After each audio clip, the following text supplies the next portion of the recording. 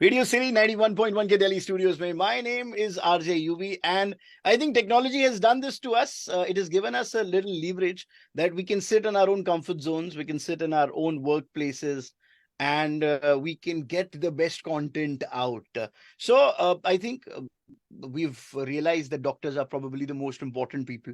And COVID has gave us that realization to us. Not that they weren't important before, but COVID has just given us that flush of recap that we should now trust and believe in doctors more. And taking that onus, I have with me Dr. Hemant Sharma, the orthopedic surgeon at the Marengo Asian Hospitals, Gurugram. Sir, sabse pehle, thank you for joining us. How are you? Thank you very much. I'm doing very well. Fantastic. I can see a flurry of certificates and awards and everything in the background, which I think helps me or motivates me to know that the credible information, that is what we're going to give our listeners and viewers today, sir. जरूर. Super. Sir, तो सबसे पहले मैं अगर बात करूं knee replacement की, honestly knee replacement बहुत नया नहीं है, पुराना है, बट अगर उसमें कोई और इनोवेशन हुई है या उसके बारे में आप बता पाएंगे. बट टोटल नी रिप्लेसमेंट या हिप रिप्लेसमेंट, सबसे पहले तो what is the basic difference and the satisfaction rate for a patient, let's say, उसके बारे में अगर हम बात करें. देखिए, सबसे पहले तो आप देखेंगे कि हम ज्यादा नी रिप्लेसमेंट ही सुनते हैं कि हमारे पड़ोसी में, हमारे फैमिली में बुजुर्गों का नी रिप्लेसमेंट हुआ है. जी. हिप रिप्लेसमेंट कूल्हे के लिए होता है. जब किसी का नी से ऊपर जो जॉइंट होता है उसको हिप बोलते हैं. तो इनको करने की इंडिकेशन यही है, एंड स्टेज आर्थराइटिस, यानी कि इसके अलावा और कोई चारा नहीं बचा है और बाकी सारे ट्रीटमेंट मेजर्स हमारे फेल हो गए हैं.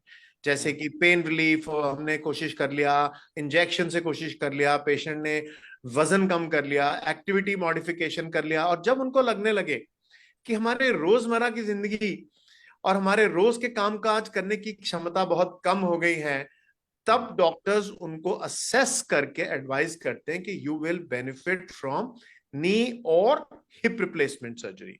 दूसरा सवाल आपका सेटिस्फैक्शन रेट पे. जी. देखिए, अगर हम कंपेयर करें तो हिप रिप्लेसमेंट का सेटिस्फैक्शन रेट डेफिनेटली नी से ज्यादा होता है. और हमारे मेडिकल साइंस में बोला जाता है कि ऑर्थोपेडिक्स के अंदर नंबर 1 ऑपरेशन जो किसी पेशेंट की क्वालिटी ऑफ लाइफ और सेटिस्फैक्शन को बढ़ा सकता है वो है हिप रिप्लेसमेंट.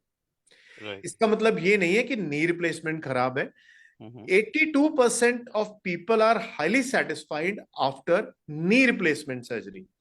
तो सारी टेक्नोलॉजी यही कर रहे हैं कि भैया जो 18% लोग हैं वो क्यों खुश नहीं हो पा रहे हैं, ऐसा कौन सा एक्स फैक्टर है हम मिस कर रहे हैं.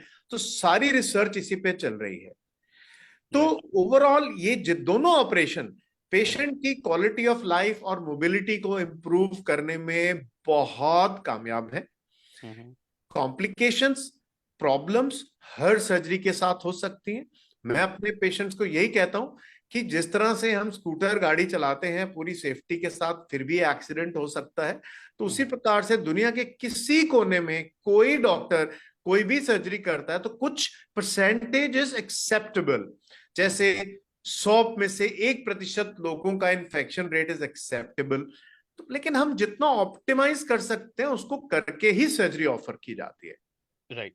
सर, कॉम्प्लिकेशंस की आपने बात की, हिप रिप्लेसमेंट, क्या कॉमन कॉम्प्लिकेशंस हैं, if we can list them for our viewers. ठीक है, देखिए, एक तो आप ये कह सकते हैं कि surgery is a procedure where patient has to undergo anaesthesia, है ना.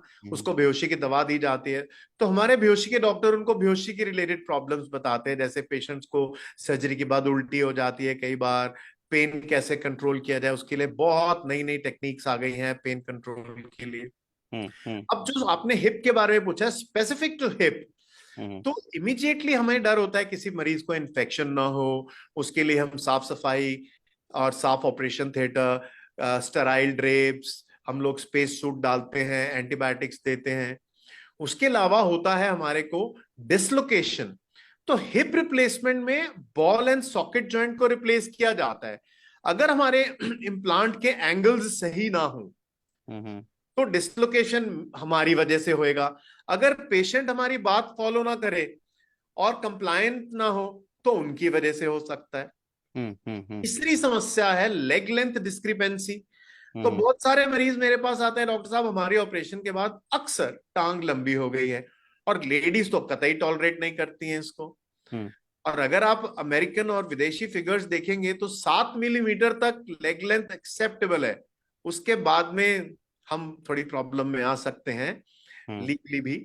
तो पेशेंट्स का हिप बहुत अच्छा हुआ, पेन रिलीफ भी हो गया, क्वालिटी ऑफ लाइफ भी बढ़िया हो गई, मगर पेशेंट अनहैप्पी है क्योंकि डॉक्टर साहब मेरी ये टांग लंबी है, मुझे दूसरे जूते के अंदर अब एक पतावा डालना पड़ेगा।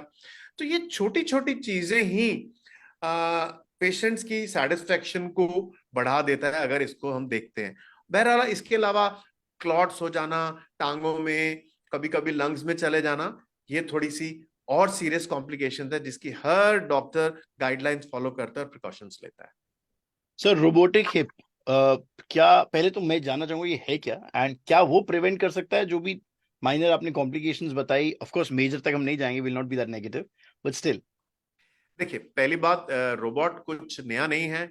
आपने हम्म देखा होगा कि बहुत साल पहले हमारे घरों को साफ करने के लिए भी रोबोट आ गया है, उसको ऑन हम्म करें वो सफाई कर देता है।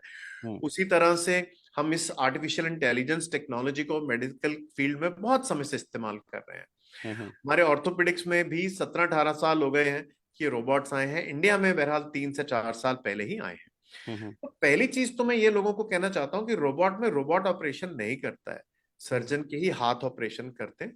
रोबोट हमारे को, हम जो उसको फीड करते हैं उसको एग्जीक्यूट करने में ऑलमोस्ट 100% एक्यूरेसी करवाता है। राइट। अगर मैंने रोबोट को कह दिया कि मुझे इस पेशेंट का इम्प्लांट 15 डिग्री एंगल में चाहिए, तो जब मैं इम्प्लांट को डालूंगा और रोबोट के हाथ को पकड़ के इम्प्लांट को डाल रहा हूं, तो वो 15 से 16 भी नहीं होने देगा, 13 भी नहीं होने देगा, हम्म जो कि ह्यूमन एरर आइज में हो सकता है। राइट। तीसरी बात, रोबोट जब हम करते हैं रोबोटिक हिप सर्जरी, तो हम हम्म लोग पहले एक सीटी स्कैन कराते हैं मरीजों का।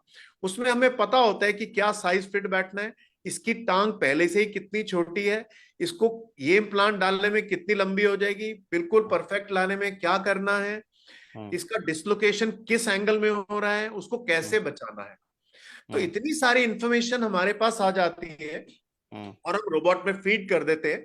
जिस हम्म तरह हमारे बच्चन साहब कहते हैं कंप्यूटर जी इसको लॉक कर दिया जाए, तो हम हम्म भी कहते हैं कि रोबोट साहब इसको लॉक कर दिया जाए कि हमने इसकी पेशेंट की टांग 2 मिलीमीटर तक ही एक्सेप्ट करनी है। और हम्म फिर बहरहाल जब हम सर्जरी खत्म करते हैं तो एग्जैक्टली उतने मिलीमीटर ही रहने वाली है, और राइट। पेशेंट का डिसलोकेशन रेट कम हो जाता है।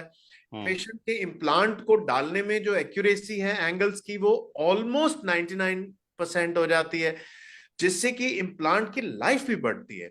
अगर हम्म हम इम्प्लांट को सही तरीके से लगाते हैं तो उसकी लॉन्जिविटी भी बढ़ती है। तो हम लोग हम्म हमेशा ये कहते हैं, देखिए हिप और knee replacement is for life, आप जिंदगी भर हम चाहते हैं चले। हालांकि ऐसा हर बार नहीं होता है, बहुत हम्म यंग लोगों के हिप्स करते हैं तो उनको दोबारा करने की भी जरूरत पड़ सकती है। हम्म फिर उसकी लेग लेंथ हमने सही कर दी, फिर हम्म जो सॉफ्ट टिश्यूज बैलेंसिंग है वो हिप बहुत मदद करता है। अभी हम्म हमारे पास एक पेशेंट थे, उनको कोविड की प्रॉब्लम की वजह से हिप की ब्लड सप्लाई डैमेज हुई, वो किक बॉक्सर है। तो वो बोले कि डॉक्टर साहब मुझे तो अपनी टांग को कम से कम नहीं तो 140 डिग्री उठा के किक मारनी है। तो हमने रोबोट के अंदर 140 डिग्रीज तक एंगल को लेके चले गए और देखा कि किस एंगल में उसका हिप डिसलोकेट हो रहा है। तो हमने उसी हिसाब से कप की पोजीशनिंग चेंज कर दी। वाह। हालांकि हम ये नहीं कहते सबको कि तुम 140 डिग्री किक मारो, ऑफ कोर्स। लेकिन हमने इतना तो कर दिया था कि इतने डिग्री पे आपका हिप बाहर तो नहीं निकलने वाला है।